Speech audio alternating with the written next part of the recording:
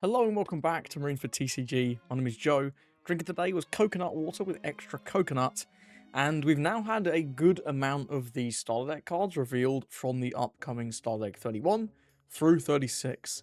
A reminder for us in the West, these are coming out right at the end of July. In the East, these are coming out in the middle of July, so still quite a way off yet.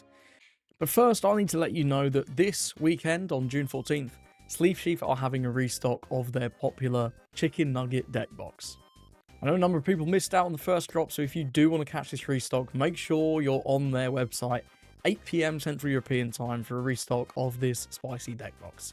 And if you do purchase anything from the website, please do use code MARINE for 5% off. Thank you to Sleeve Chief for sponsoring this video. And let's start off with Red. So Red, Starter Deck 21 Luffy leader. And we have this new Sanji. 5/3, Don X2, character gains Rush, and this is 1k as well. On play, you get to draw 1, which draw in red. Yes, hold your horses. You're not drunk, you're not high. This is actual draw in a red deck, but, you know, it has to be on a 5/3. Then you get to play up to 1 Straw Cat Crew type character with a cost of 5 or less other than Sanji from your hand. Firstly, there's a pretty cool combo, but I think a pretty bad combo you can do with this 4-cost Luffy. Unfortunately, you can't play this card in Rayleigh because it has a cost of 5, which is where I think this combo would actually have some potential. But this Luffy, because it plays out 3000 power, can play the Sanji, and then the Sanji can play another Luffy. So you can infinitely chain these in theory. In practice, it's probably not going to come up very much, and ST21 is not a deck that wants to play a ton of events. So I don't think it's going to be very good. What might be a little better is the two other targets I have on the screen from the original Starter Deck 21. Both Luffy and Zoro are great rush options. When you combine this with ST21 Luffy's leader effect, which if you need a reminder is on your screen now, you're going to be able to get some pretty gnarly rush with these combos.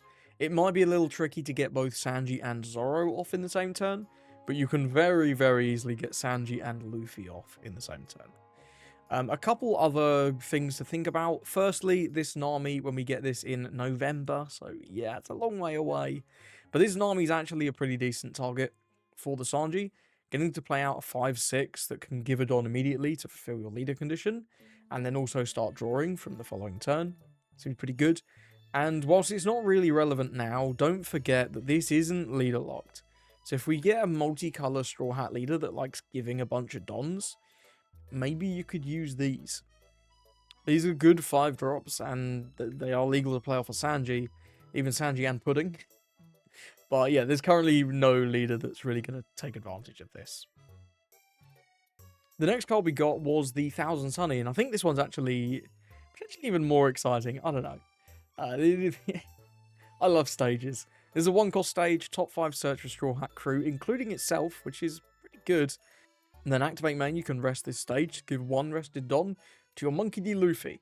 Of course, in Starter Deck 21, that goes straight on your leader and activates your leader effect, which having a stage that does that is incredible.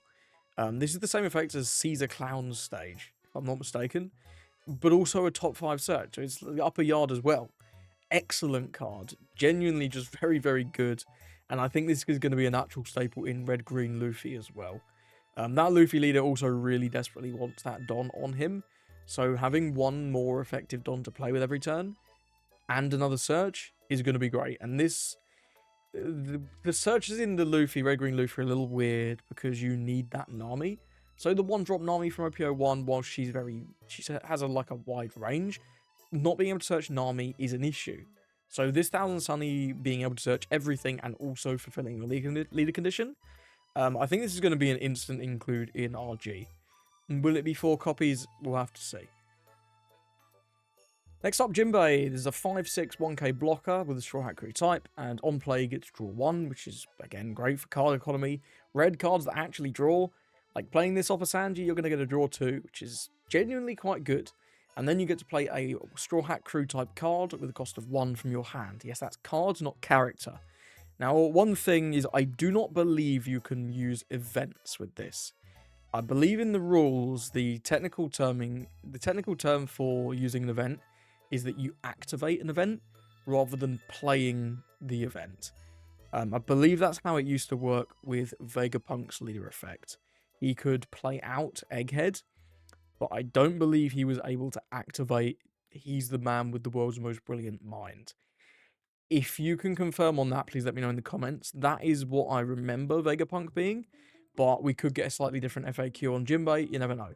But regardless, this lets you play currently only probably 2 relevant cards. An Army Searcher, it's a classic, and of course the Thousand Sun we just talked about. I'm hopeful that we get one more 1-drop in this deck, but that would mean that the remaining SR is a 1-drop, which I don't know if I'm in love with that either. So we'll see. Currently this Jinbei, slightly limited targets, but even just a 5-6 blocker that draws one is actually not too bad, considering you're playing the Sanji with Rush as well. This is the most underwhelming card in the deck so far. This Brook, I just don't really see the vision. In your opponent's turn, if you have 3 or more given Don cards, which you probably will, it becomes a blocker with 6,000 power. But this is a 1k. This feels like it should be a 2k. This just feels like it should be a 2k, and you can compare it quite unfavorably to this Chopper.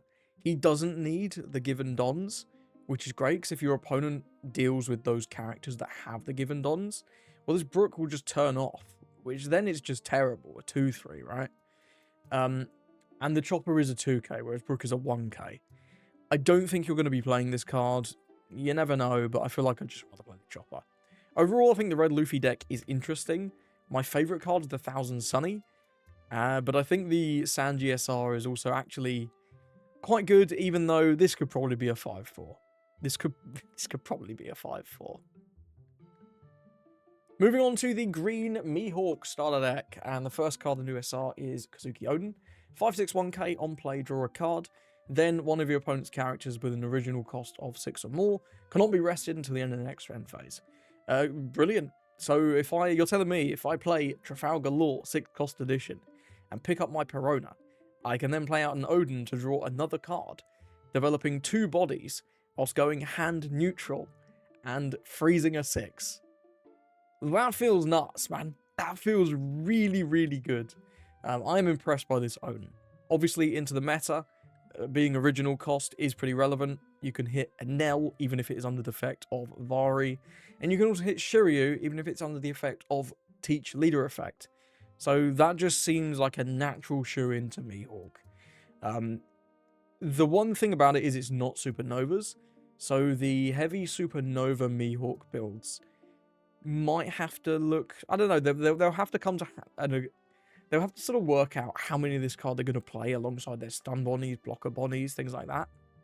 Because this kind of feels like an amalgamation of both stun bonnie and blocker bonnie, which is interesting. I'm really high on this card, and I'd not be surprised to see other decks just try this out, other green decks as well, because it's hand neutral and it freezes a 6, man. That's so good.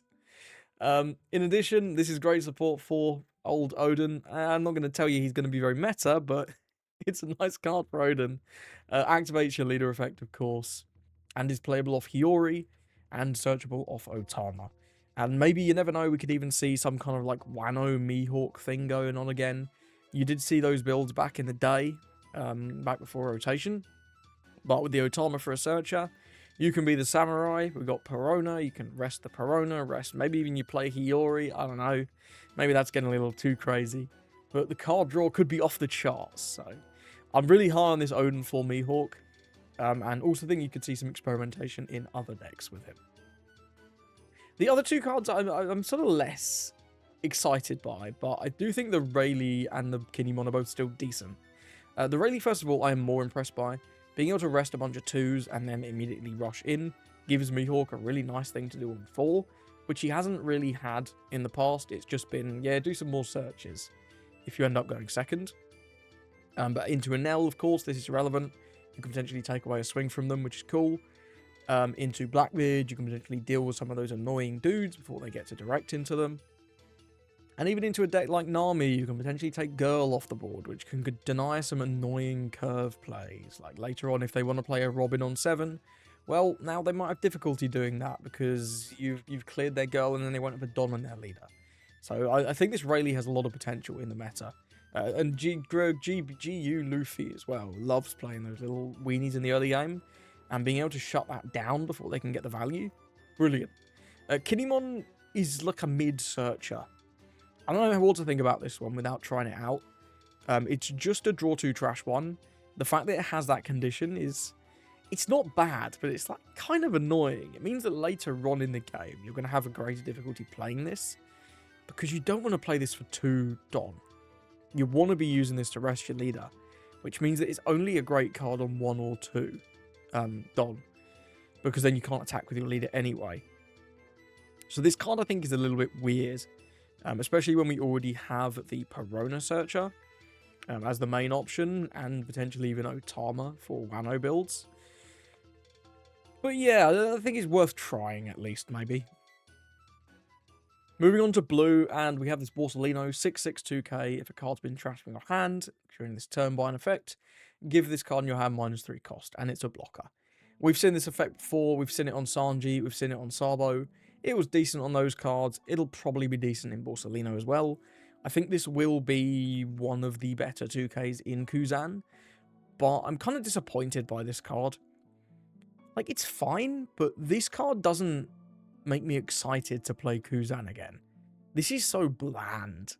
Like, you look at the other SRs, like that Mihawk, the Odin's exciting. The Sanji, it should probably have another 5,000 power, but it's exciting. This card is boring. We've seen this so many times before, and it doesn't buff Kuzan massively. It just gives him like a, I don't know, if you play Ice Time, you can also play this Borsalino.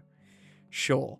Probably also worth considering in other decks. Jinbei might like this. Lucy, again, may well like this. And Sakazuki is terrible, but probably would like this. Regardless. I think this will make the cut in Kuzan. It just doesn't excite me. A card that does excite me more is, unironically, this Common Smoker. This card's awesome. 2/3/2k. Trash 1 card from your hand, which, don't forget, that'll activate your leader effect on Kuzan. Bottom deck, 2 cost 2 or lesses. Here's some of the things you can hit into that. We've talked about a few of them already. Little green searchers to stop 6 cost law combos. Vasco shot and things like that in Teach. Brilliant. All of green blue Luffy's weenies denying their value is awesome. Rebecca blockers into Lucy. And even Enel's priests, of course. And there'll be other things as well that are great for getting rid of this smoker. The fact that it only costs 2 means you can weave it in alongside a Garp or a Kuzan or a Sakazuki on your Tendon turn, or even a Nice Time. And you can also just play this early to get rid of your opponent's early plays, which is good. You only go down 1 in hand as well because you have your leader effect.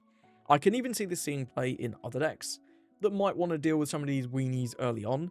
Having the option of a smoker, even if it's going to cost you 2 cards, feels pretty good because don't forget, you're not KOing. You won't even activate the on-KO of a card like Vasco Shot because you're bot decking, which is very, very good. I'm impressed with this smoker a lot. The other card, not so much. This Kobe is, I think, quite mid. It's a trash 1, draw 2, chump blocker in Kuzan. You're never going to play this outside of Kuzan. In Kuzan, maybe you'll try this at a couple of copies, but again, it's not exciting. I think the other SR for Kuzan, it's got to be something flashy, because, I don't know, the Smoker 2k is good, the Borsalino 2k is good, this is fine, but none of these cards scream, yeah, Kuzan's going to be meta now. Whereas some of the other cards are at least, I don't know, they're more interesting to try out. Speaking of, Purple Katakuri got this nice Katakuri. Now, firstly, I think there'll be some funny shenanigans with the on-KO and Kaido Linlin up for grabs, but broadly speaking, this is just a Katakuri card. It's a 5/7, your turn once per turn when a Don is returned to your Don deck from the field. If your leader is Big Bun Pirates, your ramp 2 is rested. Obviously, this combines with your leader effect brilliantly to give you a bunch of ramp. If you play 3-cost Pudding on 3, you can then, and it sticks of course, you can then leader effect on 5 after playing this and ramp straight to 9 on the following turn. Maybe you can go straight to 9-1 for example. But even if you whiff the Pudding, this means that you get the 1 ramp that you need to be able to play the 8-cost Katakuri on your 7 Don turn going first, which is brilliant. Also, on KO, you get to play a character with 8,000 power or less from your hand, so you can play another one. Or, of course, in this deck, you can play both this Pudding, which can play out this Kata, or just play this Kata.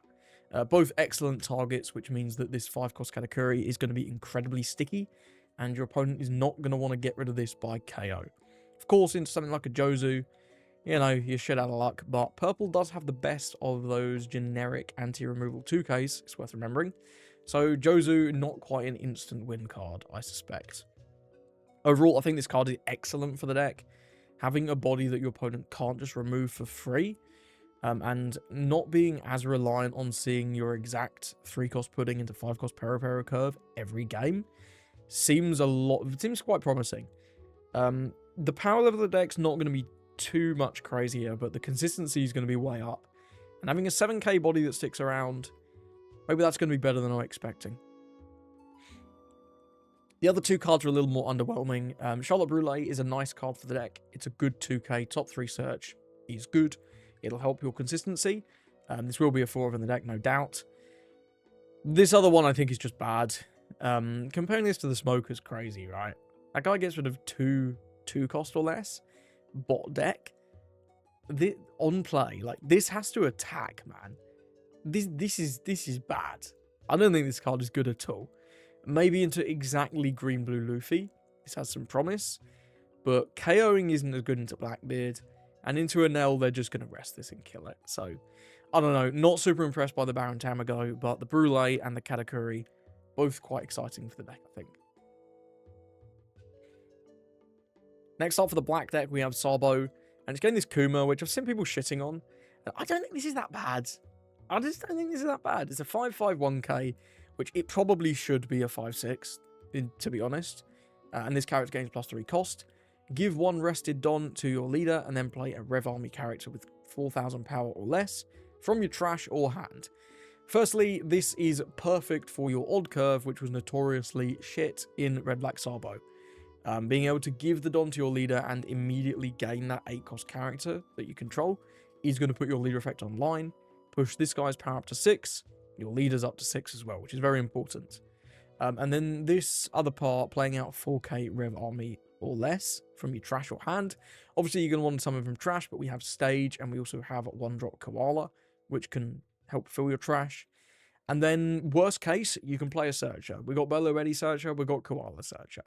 8 possible targets for this that can just refund the card in hand, whilst digging you towards the 6-cost Sabo you want next turn. Seems good to me. And you also have the option of a couple of other cards. The Koala 2k has been a popular card in the past. Not sure how much you're going to want to summon this on your 5-Don turn, but you never know, I guess. And this Ivankov could be worth trying again for a bit of trash fill and a nice little chump blocker. However, we've also gained 2 more 4k characters. Karasu on the left is a decent 2k. I think you're going to struggle to get too much value out of this. It's too easily removed. But as a backup target to summon off Kuma, it's actually not bad. The when attacking is relevant. And this hack as well, this should be a 4/5. This 100% should be a 4/5. But I think the reason it's a 4/4 is so you can combo it with this. And it might actually be better as a 4/4 because you can combo it with this. Removing weenies is good. I don't know quite how good it's going to be or how important it's going to be. We already have the other hack that removes on KO. So I don't know, I'm not super sold on this hack, but it is worth noting you can summon it off of the Kuma. Finally, yellow, and everyone knows the yellow deck has to be the best. And this card is crazy, this killer. 4/6, Supernova's Kid Pirates, your turn on play, and it is important that your turn is there. If your leader has the Kid Pirates type, you just get a heal from the top of your deck. No matter what life you're at, no trash from hand necessary. What a joke. And don't forget, because your leader turns one of your dudes into a blocker, this is effectively 4-cost Borsalino without the stipulation. What a meme. This is one of the best yellow cards I think I've ever seen. But obviously it is leader locked to Kid. So this leader is mid. It's useless captain mid. He needs a card like this. Card also has trigger if your opponent has 3 or less life, just play it. It's like the love child of Kikunojo and 4-cost Zoro, which is an odd thought, I suppose.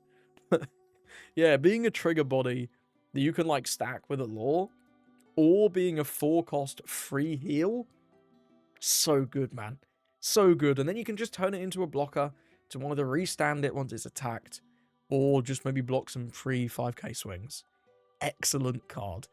And it's interesting, this and the other cards, they seem to be dragging Kid more towards healing route, whereas the original Kid cards, like the Hawkins and the ACOS Kid, to me seemed like they were pushing him in more of a life trash route. So I guess you're going to have both, and you can sort of choose which works best in the matchup, which is pretty cool. We've also getting this new 2k Cavendish, which is one of the better 2ks in this bunch. On KO, you can trash one card, heal a life from the top of your deck. So it's, you know, it's a heal. It's costs you the Cavendish at hand.